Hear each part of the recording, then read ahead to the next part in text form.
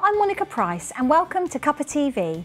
On today's show we're looking at mental health in young people and I'm joined by John Rushton, our emotions expert, Paul Ebrey, who's Managing Director of Hampton Health and Fitness Club, Sheila McMahon, who's a psychotherapist, and Carol Grant from the charity Cameron Grant Memorial Fund.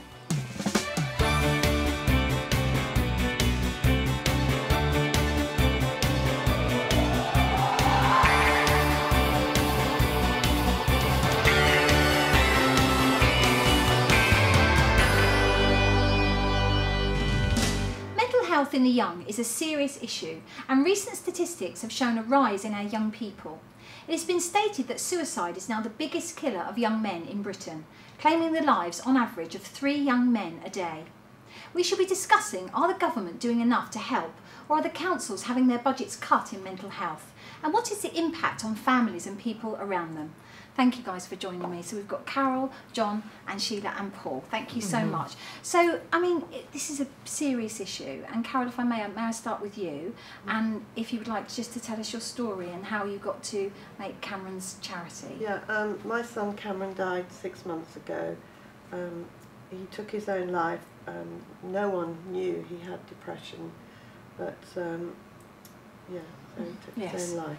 And from that you've set up this amazing charity called Cameron's Fund. Is it Cameron's Grant Memorial Fund? Yeah. Excuse me. We didn't know anything about depression or suicide, and since he's died we've been quite shocked at the number of kids that are committing suicide. So we've really wanted to raise awareness of young suicide and to get kids to seek help and talk, which Cameron didn't do. I mean, John, I'm going to bring you in here as an emotions expert. Would you agree? Is it young men just don't speak and young women do, or is it? Have you got any sort of thoughts on that? It's true they don't speak. Just purely by chance, last week I was walking the streets of London with a colleague of mine, Chris, who's 22. We're interviewing people on mental health, their views, their thoughts, their feelings, loneliness and happiness or unhappiness. And everybody wanted to say something, and the fact was that despite the fact they wanted to say something, it has to be a specific person, there has to be an empathy. It's all right having hotlines, helplines, whatever, but who's at the end? And that's what really concerns them. Is it some robot who's just so used to speaking to people like that? Is it somebody? And you can't say to your parents, you can't speak to your best friend, you love your parents, so you don't tell them because you don't want to upset them. That's so, true, yeah. So did you find that, Carol? Yes, I think that's the reason Cameron did. Yes, it is. That's a very big thing. So you don't want to upset them, probably needlessly in their eyes, but you don't. Your best mate or your girlfriend, you love them, but they won't understand because you know them, and there's just not that level of understanding. So you want to speak to somebody who can have this empathy with you. Where is that person? Yes. And that is the $64,000 question. Where do you find that person? Because once you actually get them to talk, it's like the pressure cooker. Yes, the pressure has gone down somewhat. Maybe the problem hasn't been solved, but the pressure's gone down and you feel, because you've physically spoken it, it's not just going round and round like an endless loop in your mind, it's come out, and therefore you feel, oh, I've actually spoken about it. Almost sense of relief that yes, you've yes, exactly. It's a very lonely disease, isn't it? It is, it's very isolating. And if only people talked, they'd realise just how many other kids are suffering as well. And like you said of your son, he was full of beans. Yeah. And that's the facade. Oh, they're all right. But you don't know. No. It's the Hollywood facade. We've spoken about that before. People's outer persona isn't always necessarily what's going on inside. And let's bring you in here, Sheila, because you're a psychotherapist. That's right. So tell us about what you do and what your experience is. Yeah, so I very much deal with people who are going through depression, and I've been through depression myself. And it's interesting what you're saying about the outward appearance, because I know you're going to mention about having a book, but what's interesting is that is from people that would know me but not know me really well would think, oh, joke is Sheila, she's always up for laugh, Irish, bit of crack. You know, they'd never ever guess for a second that I've had depression for the majority of my life. But the difference is that I manage it very well and I understand where it comes from. Yes. And that's all through talking and understanding. And you were saying, John, about finding the right people, that I'm delighted to say there's loads of fantastic people there to help. Loads.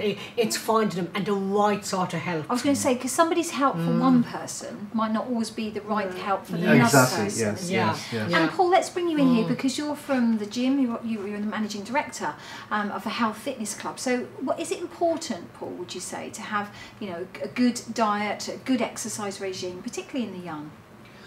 Most certainly, yeah. I mean, all of the research points that staying active and whether it's going to the gym, that's only one opportunity. Yes. People can play sports, and that's great for the young because that gets them all being in a social environment and interacting, making friends, and that can bring down the pressure. Actually, that's a good point there, social interaction, because the children now are so much, just on their computers and heads it's down very all the time. isolated. Very Me isolated, texting you and you isn't it? texting me, but we never that's it. talk. Yes, Yeah. whereas, I think children or kids just don't know how to talk as well as That's they a used problem, to. yes, yes. And also on Facebook, you're seeing what you think are happy kids all the time, and you may not be feeling happy. And it No, must it's just be a snapshot, isn't it? quite hard. The problem with Yes. Facebook as well is that people are often trying to paint a nicer picture of Yes. themselves, their own lives, Yeah. and sometimes Yeah. as kids you might be looking at other people's Facebooks thinking, why haven't I got these? Yeah, that's a good point. Right. Did you find, Carol, obviously, I mean, it was devastating for both you and your husband and your son as well. Yeah. Did you find that when it happened, how did it make you feel? Were you questioning what you did, what you saw? Yeah, well, when we first heard, I thought they'd got the wrong boy. I thought someone had stolen Cameron's ID. I couldn't believe that it was Cameron, because it was such a shock and we just had no idea. And you do, you think, well, was there any sign that I should have seen? But I mean, we were very close family and I used to speak to him about 3 times a week maybe at uni. He was away at uni when it happened. But no, looking back, I still can't see any signs. And even his friends. So his best friends, people he was He'd around. been sharing a house with the same boys for a year and a half, and they had no idea. No idea. I mean, he was still out socialising and doing his frisbee training a couple of days before he died, and buying concert tickets. So there was no indication. I mean, that is really, it's quite scary, isn't it? How people can hide. But John, is that quite normal? Can people just hide their, really bury their feelings so deep that not even their closest friends or family can reach them? When there's something wrong, you can be a marvellous thespian. You can put on a facade to the world. And it's very easy to do because you live in this dual persona. You have this front, this Hollywood facade, but like Hollywood facade, like you open the door and there's weeds and scaffolding behind. It's only a facade. But you get to live like this. It's almost a schizophrenic type of existence. Yeah, Cameron actually wrote in the letter he left us that he was so good at hiding it that no one would have known. So he actually wrote that. Yeah. And you see, the thing is, there are so many people like that.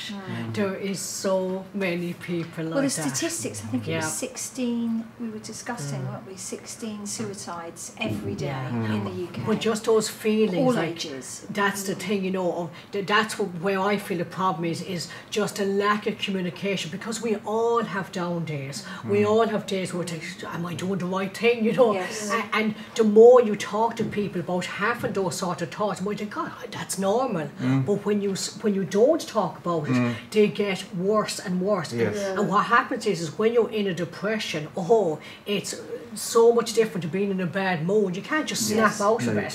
When you're in a depression, you feel worthless, you feel the world would be better off without you. That's when you're in a real deep level of depression, and it's when it all gets too much. Like a black hole. Absolutely. That you can't feel well. When people come to you, Paul, do they come to you and talk to you about their problems? Do they discuss anything with you? They do. I mean, we're a GP exercise referral site where we are, so we're linked with every single doctor's surgery in the area. And mental health is one of the conditions that's referred to as with. And so I'm not saying that a lot of people come to us in a very deep set of depression. Maybe exercise at that point is only a contributing possible solution.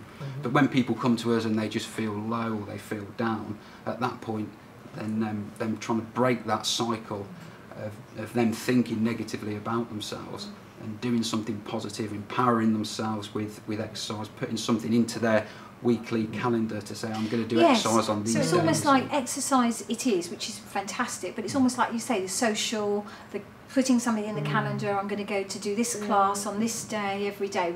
Is that what you find, Paul, when you're dealing with your customers, that when they come to you? Yes, definitely. I mean, one of the things about charities, we'd like to encourage kids to do exercise, the ones who are depressed.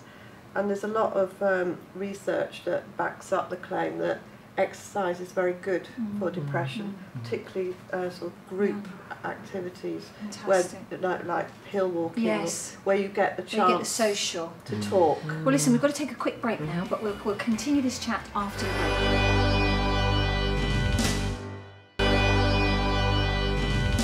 Back to Cuppa TV. I'm here still with Carol and John and Sheila and Paul, and we're discussing the mental health issues here in the UK. So just before we went to break, Carol, we were talking about exercise and the importance of it, and there's an incentive, isn't there, with Cameron's fund? Yeah. Tell us about that. Well, we really feel that, Cameron loved DV and hill walking and ultimate frisbee, and we really feel that to help children get a sense to raise their self-esteem and achievement, that it would be a very worthwhile thing to do. Yes, and I mean, we were touching again before the break about the sedentary lifestyle perhaps of our children. I mean, do you think that plays a part, John? What do you think? What's your thoughts about that? I think so, because a lot of the lifestyle young people have, as we were discussing earlier, is insular. It's on their own. They're not, I'm texting you, you're texting me, but we don't talk. We don't say the bits in between. We just say, hi, fine, yes, no, and it's all monosyllabic, and there's no interaction. And quite often, it's this interaction which gets you here and here. It's the warmth and empathy you have with somebody. You can't have an empathy with your mobile phone. It's just a medium for sending monosyllabic text, and quite often it's abbreviated text, which is even worse, because then you're not putting your heart and soul into what you're saying. You're just putting the highlights in. So all the nuances, which is what we all empathise with, all the nice things in life, the smiles, the warmth, the jokes, all this, the body language, is missing. So you're getting an emptiness coming through. And a lot of people can do this, and they can, at 11 o'clock at night when they've had their shower in their pyjamas or whatever, they can be whatever they want to anybody around the world, and you don't even know. I think that's the thing, isn't it? Yes. I mean, and you've written a book, Sheila, haven't you? I have indeed. So tell us about that. There it is on our table. Yeah, the book, The it's Power of Knowing You. This has been such a labour of love. Yes. And I just decided I wanted to make sense of where my depression came from. And the thing was, with my own story, when I was a kid, I felt my parents didn't love me. And the thing was, that was never the case. But by years of being bullied by my brothers and stuff like that, and by them not stepping in, I internalised that I was unlovable. And again, that was never the case. But what happened was, as I became an adult, I would then self-sabotage my behaviours because I just didn't feel lovable. And I really wanted to explore this subject because so many of my clients and other people I know have had this, not feeling good enough, not feeling worthy, not deserving. And a lot of it comes from what's known as conditional love. And that is like generational behaviour, stiff upper lip, we don't talk about our problems. Yeah, we've spoken about that on the show before, this British stiff upper lip, does that strong. exist? And that's the thing, that is part of the problem here, because we're all humans, we're emotional human beings as well as, the achievements and all of that. So that's what I wanted. I wanted to show kind of the difference between conditional love and unconditional love. And when you have unconditional love, that's encouragement, growth, the autonomy to just be your own person and do what feels right for you. So the book has exercises in it to help you to find out who are you.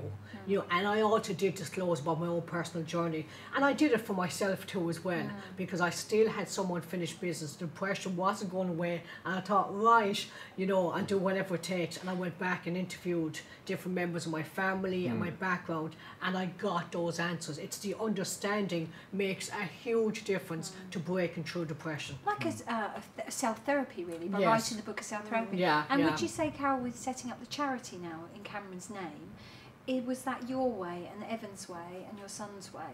If you like. Yes, it was actually my father's way of dealing with bereavement, and he suggested. So the grandfather of Cameron. Yes, he suggested setting up charity, but at that stage it was really just to encourage depressed children to do exercise, but as we got more into it, we actually realised that there was a huge social awareness side of it. So it is the awareness really that the charity is going to focus on, is it making things aware? Both really, Yes. but it's at the moment it's definitely the awareness side. Now you've of got it. a poem as well, haven't you? I do. In your book. Would you like to read us that poem, Yeah, Sheila? I can read you a bit. Just a little bit of it. Yeah, if okay. It's, So basically, this just talk about generational behaviour, just called How Are We to Know? And it says, when we are born pure to the mercy of our world. And depending on how we are conditioned, it can be beautiful or be blurred. Regardless of how our parents grew up, we put them on a pedestal. We hang on to their every word, believing that they mean well. But what if they were suppressed by judgments, expectations and fear, then pass these on unbeknownst to them, and we become bitter throughout the year? And because we all need to be loved, we may not feel right to challenge them. Then we choose to have children, and the cycle starts all over again. But there is light, for we can change, and we don't have to keep doing the same. We can build our awareness, take responsibility for ourselves, and let go of this limiting pain. Our lives are how we want them to be. We don't have to just go with the flow. We have got choices which paths to take, and we have a right to say no. And the final verse is, surround yourself with people who unconditionally love you, environments that help you to grow, and if self-blame ever creeps in, just think, how are we to know? Excellent. People are just doing their best, and they do come from a place.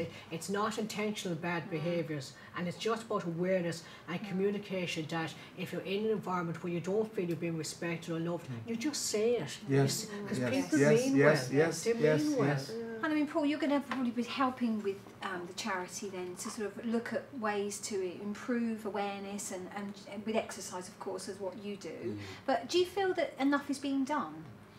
I think what Carol's doing, and people like Carol, it's fantastic, because children nowadays they face certain problems in life, whereas perhaps children in 50, 100 years ago, they had their issues and things to face. At the moment, I would say that a lot of parents, they try and keep their, they're a little bit worried to let their kids go and play out in the fields and things like that. Also with computer games and other devices like that, it pushes kids to stay, insular. So if we can encourage people and give young people the opportunity through Carol's fund, or other local opportunities, then it can all only be positive. It's a good thing. And I mean, I spoke earlier about the councils and the government and what are they doing to help. Do you feel that they're doing enough to help? No, Carol? they're not. I mean, What could they do? well, the GPs now, apparently have so many children coming in, Really? or youngsters, self-harming, eating disorders. They can't really cope at the moment. Well, that's alarming, isn't it? Yeah. That that's Yeah, on the rise. yeah. So, and yet we know that they're cutting back. The council's being cut back on mental health issues. So, the councils probably want to do something, but they haven't got the funds to do it. And there are some fantastic organisations where I do my counselling from. Our Place Community Hub, they have a mentoring scheme, free mentoring for families, young people, that support. So there is organisations out there to help people. Well, this I is think it. it's very much the charities, isn't it? That, Yes. Yes, Yeah, yeah. Leading the way. leading the way, like Yeah. Tyrus, Yes. and that are really doing more than the government. Yeah. So they have such an funded. important role to Yeah, play, don't they, they really, do. in what's happening. Yes. And as you say, they're leading the way. So, I mean, thank goodness then. I mean, we've mentioned helplines. I mean, John, you're setting up a blog, is that right? You've got Some vlogs, some little vlogs. videos. Oh, vlogs. So Yes. what's a new, I don't know. It's a series of interviews with young people. Yes. And most of them we've interviewed them in the streets in London, various areas, and we've asked them about mental health and loneliness and happiness, because they all link together. Yes. And it's just amazing they've just opened up, whether it's because it's in front of the camera and they feel this is it. Oh, so they'll just tell their story. Yes, to you. and just, do you mind if we film it? And my colleague Chris, he's 22, so he's a young chap. Yes. And they just open up, and it's just amazing what they say. And I thought, right, we're going to put these on the internet, onto YouTube and video, was it Vimeo or something? And just so people can actually tune in and watch young people saying what they're going through, what they've been through. Would you say that would help, Carol? Yes, it would, but I would like to say that not all depressed people are lonely. Cameron certainly wasn't, and he achieved quite a lot. You know, he was quite outgoing and always wanting to try new things. Like, he went to Mexico and Belize on World Challenge and did some quite challenging things. But he had a very good social. But it's a lonely world up here. Yes, it's a lonely world in your head. You know, you can be with millions of people and still feel lonely. Yeah. Because it's the isolation of the mental process. You know, what you do, you think to yourself. You don't think with anybody else. You don't allow anybody else into your world. You don't allow anybody to come near your world. And this is what we've been getting back from them, that everybody is just thinking, you know, like Cameron, who was, you know, singing, dancing, the all wonderful, marvellous person. Well, I wouldn't say all that. Well, no, but you know, to the world. But to himself, he's living in his little world, and he was obviously. It's talking about the deep-rooted stuff. That's the difference. That is the difference. If more people come out and they talk about the fears, their anxieties, and show that we're all human, what a difference that makes. I think, you know, if anything we've discussed today, and we could go on and discuss, and it's been absolutely fantastic to have you all here. But is to talk about it. Would you say that? The most important thing is to talk about it and get help. Which is what and children as young as 12, 13, they must, it's very, very important to get help. We'd love to hear from you, so please do get in touch, either by email or you can join us on Facebook or Twitter at Big Centre TV. Thanks for watching. Take care. Bye-bye.